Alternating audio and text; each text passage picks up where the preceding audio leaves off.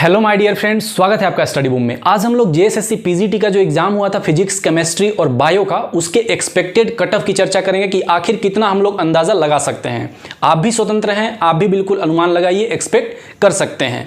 तो सबसे पहले एक चीज़ देख लीजिए कि कई ऐसे लोग होंगे आप लोगों में से, मतलब आप लोग तो नहीं होंगे, आप लोग बिल्कुल सिंसियर हैं, लेकिन कई ऐसे स्टूडेंट होंगे जो बिल्कुल एग्जाम दे दिया, अब आराम से पढ़े हुए हैं, निश्चिंत बैठे हुए हैं। तो देखिए, स्वामी विवेकानंद का एक कथन ध्यान में रखिएगा कि उन्होंने कहा था कि उठो, जागो और तब तक मत रुको जब तक अपनी मंजिल को प्राप्त न कर लो। देखिए, आपका मंजिल था क्या? जेएसएससी पीजीटी, यानी आपको एक जॉब मिलता। तो एग्जाम देना ही बड़ी चीज़ नहीं है। हो सकता है एग्जाम हो ना हो, एक अलग मैटर है कि अब पता नहीं क्या होगा। तो आपको अभी रुकना नहीं है, बैठना नहीं है और निश्चिंत नहीं बैठ जाना है कि बस पीजीटी दे दिया, बस मेरा हो गया। ठीक है, हाँ, आंसर की आएगा उसके बारे में अभी इसमें देखते रहिए, इससे एक नज़दीकियाँ आप लोग बनाए रहिए। लेकिन आगे जो भी आपने फॉर्म भरा होगा, चाहे वो ईएमआर को लेकर हो, उसमें भी पीजीटी का था, या फिर और भी कहीं अदर स्टेट में अगर आपने पीजीटी भरा होगा, तो बिल्कुल लगे रहिए, बिल्कुल एग्जाम देते रहिए जब तक वो एम प्राप्त न कर लीजिए, जो आपका गोल है, जब तक बन ना जाइए टीचर, तब तक बिल्कुल नहीं रुकना है, बिल्कुल नहीं थकना है। ठीक है, तो इस चीज़ को ध्यान में रखिएगा। अब मैं बात करूँ जेएसएससी पीजीटी कट ऑफ का, एक्सपेक्टेड कट ऑफ का, तो 2 दिन मोस्टली मैंने जहाँ तक रिव्यू मैंने लिया है, तो 2-2 दिन एग्जाम हुआ है। शायद केमिस्ट्री का 1 दिन हुआ होगा, या फिर 2 दिन भी हो सकता है। मैंने 1 दिन रिव्यू लिया है। आप लोग कमेंट करके बता सकते हैं कि हाँ, इसका कितने शिफ्ट में एग्जाम हुआ है, 1 दिन हुआ है, 2 दिन हुआ है। तो सबसे पहले आपको यहाँ पे दिख रहा होगा बायो का जो कट ऑफ था 2017 में कितना था, यहाँ पे आप देख सकते हैं। तो इसके अनुसार हम लोग यहाँ पे अंदाज़ा लगाएंगे कि बायो का जो जनरल का है 2023 में कितना जा सकता है। तो देखिए, यूआर का जो है 110 से 115, 110 से 115 ये आप रखिएगा कि इतना अगर आपने लाया होगा तो आप बिल्कुल एक्सपेक्ट कर सकते हैं। कम वाले जो है ना, जैसे मान लीजिए आप आंसर की मिला रहे हैं, किसी का कुछ कम मार्क्स आ रहा है, वो भी आप एक्सपेक्ट रखिए, क्योंकि 2 शिफ्ट में अगर एग्जाम हुआ है ना, तो हो सकता है अगर आपका टफ शिफ्ट हुआ हो तो उसमें नॉर्मलाइजेशन होगा और आपको एक्स्ट्रा मार्क दे दिया जाएगा। ठीक है, एडवांटेज मिलेगा। तो बिल्कुल अभी निराश नहीं हो जाना है, पहले आंसर की आने दीजिए। अगर फिजिक्स का बात करें तो फिजिक्स में यूआर का 95 से 100, 95 से जो 100 अगर आया होगा तो फिजिक्स में वो एक्सपेक्ट कर सकते हैं कि उनका हो जाएगा। ठीक है, अगर केमिस्ट्री की बात करें तो केमिस्ट्री में 117 से 123। ठीक है, क्योंकि अगर आप यहाँ पे देखिएगा, अगर फिजिक्स और केमिस्ट्री का भी देखिएगा, आपको यहाँ पर देखने को मिलेगा स्क्रीन पे कि इनका पिछला जो कट ऑफ रहा है क्या रहा है। केमिस्ट्री की बात करूँ तो 103 जनरल पे उठाया था, लेकिन इस बार ज़्यादा जाने का चांसेस है। जितना मैंने रिव्यू लिया है उसके अनुसार मैं ये बता रहा हूँ। हो सकता है इससे कम भी जा सकता है, या फिर कुछ इससे, मतलब ज़्यादा तो नहीं जाएगा, लेकिन हो सकता है कि इससे कुछ कम में ही रहे। ठीक है, और ज़्यादा भी थोड़ा बहुत हो सकता है, लेकिन अब एक्सपेक्ट कर सकते हैं ना, इतना में मैं, ये मेरा एक्सपेक्टेशन है कि इतना होना चाहिए। ठीक है, जितना मैंने रिव्यू लिया उसके अनुसार। BC2 की अगर बात करें तो बायो में BC2 का 108 से 110, 108 से 110। फिजिक्स की अगर मैं बात करूं तो BC2 में 90 से अगर 92 भी अगर आपका आया होगा तो आप एक्सपेक्ट कर सकते हैं। और केमिस्ट्री की बात करूं BC2 का तो 103 से 108, इतना अगर आपने लाया होगा तो आप आंसर की पहले मिलाइएगा और आप एक्सपेक्ट कर सकते हैं। BC1 की बात करें बायो में तो 100 से 102, 100 से 102 अगर आपका है तो बायो में आप BC1 में आप बिल्कुल एक्सपेक्ट कर सकते हैं। और फिजिक्स में अगर BC1 की बात करें तो 88 से 90, 88 से 90 अगर आपका आया होगा तो फिजिक्स में आप बिल्कुल एक्सपेक्ट कर सकते हैं। केमिस्ट्री में BC1 की बात करें तो 95 से 100, 95 से 100 आप मिला लीजिएगा, इतना अगर आया होगा तो केमिस्ट्री में ठीक है। एससी की अगर बात की जाए बायो में तो 90 से 92 भी अगर आपका आया होगा तो आप बिल्कुल उम्मीद रख सकते हैं। और अगर एससी की अगर फिजिक्स में बात करें तो 72 से 73, 72 से 73। देखिए, फिजिक्स हो गया, इसमें तो पहले थे ही नहीं, जो 2017 जो था तो उसमें तो कैंडिडेट मिले ही नहीं, लेकिन इस बार मिल सकते हैं। ठीक है, और हो सकता है केमिस्ट्री में इस बार जो झारखंड के जितने भी कैंडिडेट हैं उनमें SC ST और BC1 BC2 इनका मतलब हो सकता है कि बिल्कुल अच्छे से वो ले आएँ। ठीक है, और फिजिक्स में भी वो ले आएँ, इतना मुझे उम्मीद है कि इस बार उनका अच्छा होगा और वो सिलेक्शन ले लेंगे। अगर केमिस्ट्री में बात करें SC की तो SC की अगर बात करें तो 74 से 78, 74 से 78 अगर उनका आया होगा तो ठीक है। अगर ST की अगर बात की जाए तो 80 से 85 बायो में, 80 से 85 बायो में। और अगर ST की अगर फिजिक्स में बात की जाए तो 68, 68 मतलब बिल्कुल ये मिनिमम है। मिनिमम मतलब समझ रहे हैं ना, आपको सेकेंड पेपर में जनरल कैटेगरी जो है, जनरल और BC1 वगैरह BC2 वगैरह हैं, तो उनको 50% लाना अनिवार्य ही है। ठीक है, 50% अनिवार्य ही है, नहीं लाइएगा तो आप डिस्क्वालीफाई हो जाइएगा। ठीक है, 50% मतलब 150 में से 75 मार्क्स तो लाना ही है। लेकिन जो SC ST कैटेगरी है उनको 45% मार्क्स लाना है। 45 अगर करिएगा ना तो 67 पॉइंट समथिंग बनता है, तो 67 पॉइंट समथिंग मिनिमम तो इतना लाना ही है। तो अगर फिजिक्स में अगर मिनिमम से थोड़ा सा भी अगर ज़्यादा ये अगर ले आएंगे ना ये ST कैटेगरी वाले, तो उनका सिलेक्शन बिल्कुल मैं उम्मीद करता हूं कि उनका हो जाएगा, बिल्कुल चांसेस है। ठीक है, इसलिए मैंने 68 यहाँ पे रखा है। और अगर ST कैटेगरी अगर केमिस्ट्री की अगर बात करें तो 71 से 73 भी अगर किसी का आ जाएगा तो वो उम्मीद कर सकता है। EWS की बात करें अगर बायो में तो 107 से 110 इतना आप लेकर चलिए। ये EWS और BC2 ये दोनों का लगभग सेम ही जाने का इस बार भी चांसेस है, मतलब थोड़ा बहुत का फर्क रहेगा। फिजिक्स की बात करें EWS का तो 92 से 95, ठीक है, इतना आपका बिल्कुल जाएगा। और केमिस्ट्री की बात करें EWS का तो 114 से 117 इतना आपका बिल्कुल चांसेस है, आप बिल्कुल इसको देख सकते हैं। तो ये एक्सपेक्टेड है, मतलब एक्सपेक्ट मैं कर रहा हूं, आप लोग भी कर सकते हैं। ठीक है, मैंने जितना एनालाइज किया तो मेरे अनुसार इतना हो रहा है, मैंने इसको एनालाइज करके मैं बनाया हूं।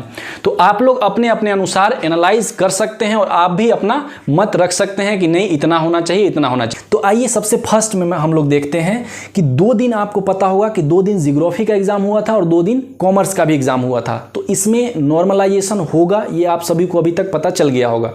जब भी 2 शिफ्ट में एग्जाम हुआ तो नॉर्मलाइजेशन होगा। तो जिसका भी कम आया होगा थोड़ा सा, जब भी आंसर की आ जाता है और आप अगर मिलाने बैठिएगा और आपका थोड़ा सा कम लगता है कि नहीं मेरा कम ही बन रहा है, तो बिल्कुल एकदम चिंतित नहीं हो जाना है, घबरा नहीं जाना है, क्योंकि अलग अलग शिफ्ट में हुआ है, हो सकता है आपका शिफ्ट हार्ड हो। ठीक है, तो आपको कुछ एक्स्ट्रा मार्क्स आपको मिल सकता है, एडवांटेज हो सकता है। तो बिल्कुल घबराने की जरूरत नहीं। ऐसा नहीं आंसर की आएगा और लेके बैठिएगा और तुरंत एकदम शोक में डूब जाइए कि अब क्या हो गया मेरे साथ, ऐसा नहीं करना है। ठीक है, इस चीज़ को ध्यान में रखिएगा। ठीक है, तो नॉर्मलाइजेशन प्रोसेस होगा। मैं एक ओवरऑल आपको कट ऑफ एक बता दूंगा कि कितना होने वाला है। देखिए इधर आपको दिख रहा होगा कि सीटों की संख्या कितनी है। ठीक है, सीटों की संख्या कितनी है, और ये मेंस एग्जाम में डायरेक्ट आपका जॉब ही होने वाला है। ऐसा तो नहीं है कि पीटी और मेंस और इंटरव्यू होने वाला है। ठीक है, डायरेक्ट आपका जॉब हो जाएगा। तो जियोग्राफी में अगर हम लोग जनरल की अगर बात करें, अनरिजर्व्ड की अगर एक्सपेक्टेड कट ऑफ की, तो 123 से 128 अगर इतना अगर आपका आ रहा है तो आप बिल्कुल एक्सपेक्ट कर सकते हैं कि आपका बिल्कुल हो जाएगा। ठीक है, और कम वालों के लिए भी मैंने बता दिया है कि घबराने की जरूरत नहीं है, ये मैं ओवरऑल एक बता रहा हूँ। ठीक है, जियोग्राफी में आपका इतना हो गया। कॉमर्स की अगर मैं बात करूँ तो कॉमर्स की 125 से 130, ठीक है, इतना अगर आपका आ रहा है तो बिल्कुल आप एक्सपेक्ट कर सकते हैं कि आपका होगा। BC2 की अगर बात करें जियोग्राफी में तो 122 से 123, ये क्योंकि शायद इसमें एक ही सीट है तो इसमें 1 या 2 सीट है ऐसा करके, तो कम सीट है इसलिए इसमें ज़्यादा जाने का चांसेस है। अगर कॉमर्स में अगर BC2 की अगर बात करें तो 123 से 125, ठीक है, इतना इसमें अगर किसी ने सॉल्व किया होगा, बिल्कुल एक्यूरेट अगर किया होगा तो बिल्कुल उसका एक्सपेक्ट किया जा सकता है। जियोग्राफी में अगर BC1 की बात करें तो 120 से 122 इतना पर आप एक्सपेक्ट कर सकते हैं। और कॉमर्स में अगर BC1 की बात करें तो 121 से 123 इतना आप एक्सपेक्ट कर सकते हैं अगर सॉल्व किया होगा आपने सही। तो जियोग्राफी में अगर SC की अगर बात करें तो 100 से 105 अगर इतना क्वेश्चंस आपने सही किया होगा तो आप बिल्कुल जियोग्राफी में SC कैंडिडेट अगर हैं तो आप बिल्कुल एक्सपेक्ट कर सकते हैं। अगर कॉमर्स में अगर SC कैंडिडेट हैं तो कॉमर्स में 108 से 113, ठीक है, 108 से 113 अगर आपने सॉल्व किया होगा तो बिल्कुल कॉमर्स में आप एक्सपेक्ट करिए कि आपका हो जाएगा। जियोग्राफी में अगर ST की अगर बात करें तो ST की 95 से 100 इतना अगर आपने सॉल्व किया है, सही किया है, तो आप बिल्कुल उम्मीद रख सकते हैं कि आपका होगा। और कॉमर्स में अगर ST की बात करें तो 100 से 105 अगर इतना अगर आपका आ रहा है तो आप बिल्कुल उम्मीद रखिए आपका होगा।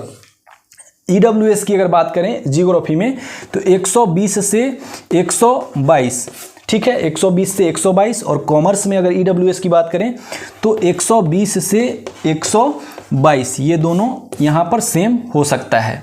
ठीक है, इतना जाने का बिल्कुल उम्मीद है। मैंने जितना रिव्यू लिया है, स्टूडेंट से जितना मैंने बात किया है, उतना मैंने आपको ये एक्सपेक्टेड कट ऑफ मैं आपको बता रहा हूँ, ये आप देख सकते हैं। तो फ्रेंड्स, नेक्स्ट हम लोग संस्कृत के एक्सपेक्टेड कट ऑफ की चर्चा करने वाले हैं कि कितना आखिर एक्सपेक्ट हम लोग कर सकते हैं संस्कृत में।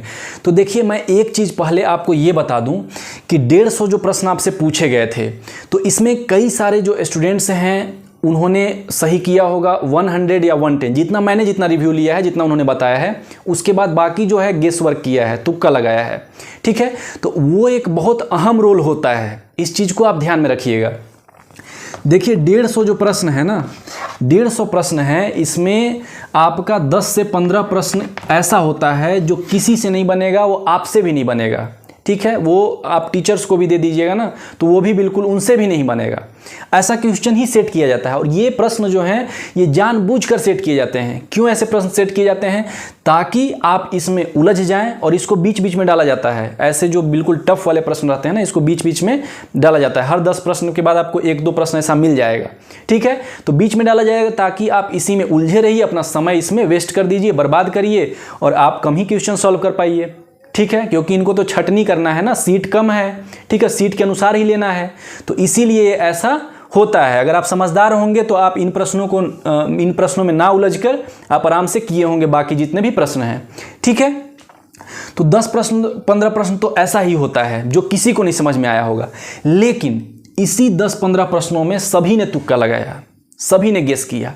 अब मान लीजिए किसी का कोई बिल्कुल जो एकदम पढ़ने वाला बच्चा है, पढ़ने वाला जो स्टूडेंट है, अब वो 15 प्रश्नों पे तुक्का लगा रहा है, और बाई चांस क्या हो सकता है, उसका 3 ही प्रश्न सही होता है। बिल्कुल ये चीज़ होता है। और कई जो स्टूडेंट हैं जिसने ठीक है अच्छे से तैयारी किया हुआ है, उसने भी किया है, ठीक है, लेकिन उसने तुक्का लगाया और पता चला कि उसका लग गया 10 प्रश्नों पे तुक्का, मतलब सही 10 प्रश्न हो गए। अब बताइए इसमें मेरिट किसका बनेगा? बनेगा ना इसी का। ठीक है, क्योंकि बाकी सारा प्रश्न तो सभी लोग सॉल्व कर रहे थे, लेकिन इतने प्रश्नों में तुक्का किसका ज़्यादा लगा। इसीलिए जो 150 प्रश्न है उसमें एवरेज कितना स्टूडेंट कर पा रहे हैं, 100, 110, उसके बाद जो लगाया, जो गेस किया, उसी पे सारा दारोमदार है। ठीक है, इस चीज़ को समझिएगा।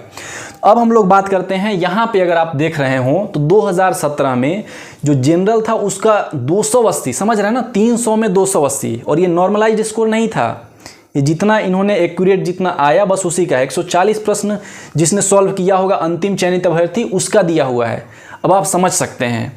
ठीक है, और इसमें सीटों की संख्या, ये जो मैंने बताई, ये सीटों की संख्या है 70, और ये 11, 9, 14, ये सीटों की संख्या है। ठीक है, और ये सभी सब्जेक्ट में थे। 2017 में जितने भी सब्जेक्ट थे सभी का कैटेगरी वाइज ऐसा ही सीट निर्धारित किया गया था, बिल्कुल एग्जैक्ट ऐसा ही। ठीक है, यही सीट था।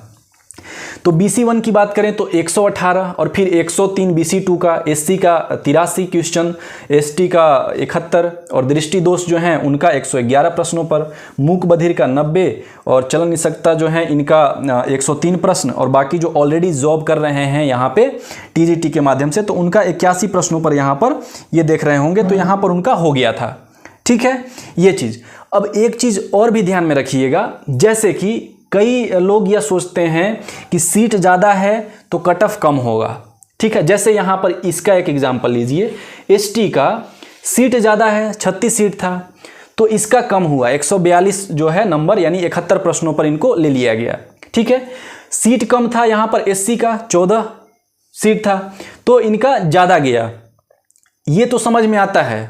अब आइए यहाँ पे, इन दोनों पर आइए, यहाँ पे अब आप आइए, तो इन दोनों को जब आप देखिएगा तो BC2 में देखिए, यहाँ पर सीट तो कम है, लगभग बराबर भी मान सकते हैं, लेकिन मान लीजिए कि थोड़ा सा कम है। ठीक है, कम है तो इस पर तो ज़्यादा जाना चाहिए। अगर तुलना करें तो इसको अगर लें तो इसको अगर आधार बनाए तो इसका ज़्यादा जाना चाहिए, और इसका जो है कम जाना चाहिए। लेकिन दोनों में पहली बात के डिफरेंस देखिए, एक तो इसमें कम गया, और कम गया तो कितना कम गया, ये डिफरेंस देखिए। तो ऐसे अंदाज़ा लगाना बिल्कुल बहुत ही ज़्यादा मुश्किल हो पाता है। इसलिए मुश्किल हो जाता है कि कितना कैंडिडेट इसमें बैठे थे, पहला बात कि वही आप अनुमान नहीं लगा सकते हैं एग्जैक्ट।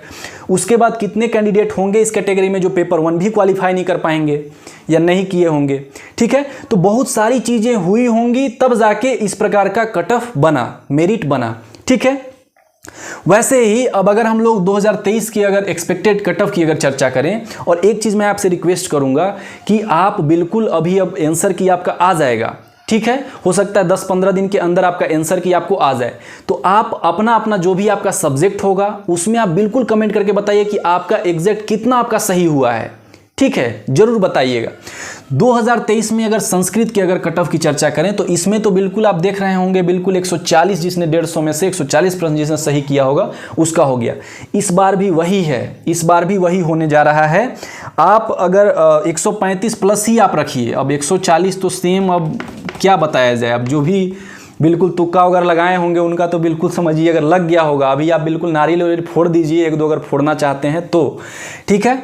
बाय द वे 135 प्रश्न अगर जिसने 135 प्लस अगर जिसका अगर सही होगा तो उसका चांसेस है BC1 की अगर बात करें, यहाँ पे BC1 की अगर बात करें तो 125 से 127 यहाँ पर चांसेस है, पूरा यहाँ पे जा सकता है, ठीक है, क्योंकि इसमें 2023 में BC1 का इसमें 14 सीट है, ठीक है, तो एक अनुमान लगा सकते हैं इतना जा सकता है।